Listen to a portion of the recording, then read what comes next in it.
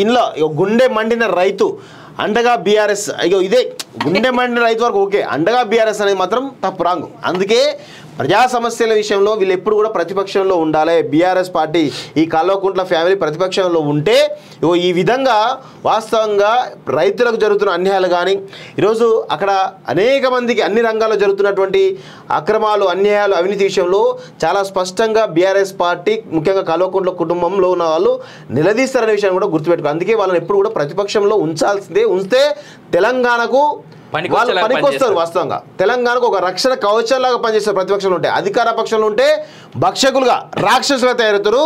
ప్రతిపక్షంలో ఉంటే మాత్రం తెలంగాణకు రక్షకులుగా ఈరోజు ఉంటారనేది వాస్తవం. అందుకే వాళ్ళని ఎప్పుడు కూడా కనీసం ఎంతో కొంత వాళ్ళు బతికించే ప్రయత్నించి వాళ్ళు ఎప్పుడు ప్రతిపక్షంలో ఉంచాలి.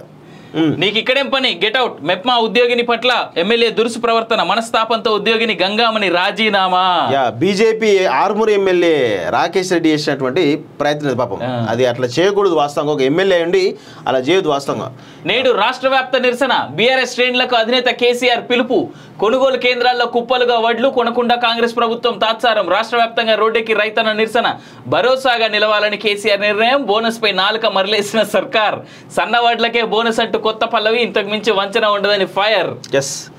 ఇది మాకు కావాల్సింది. ఇలా మీరు ప్రతిపక్షంలో ఉండి తెలంగాణ ప్రయోజనాలు కాపాడితే కనుక తెలంగాణలో అన్ని వర్గాలు బాగుపడతాయి. సో రేవంత్ రెడ్డి లాంటి వాళ్ళు తప్పులు చేస్తారు.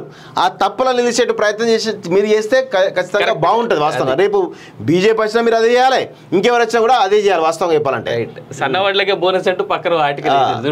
సో ఇదంతా కూడా జరుగుతా ఉన్న గుండె మండిన రైతు ప్రతి అంశంలో వీళ్ళకు ఎక్కడ కూడా రాదు. మొత్తం ఇలా మాత్రం పర్ఫెక్ట్గా వస్తుంది.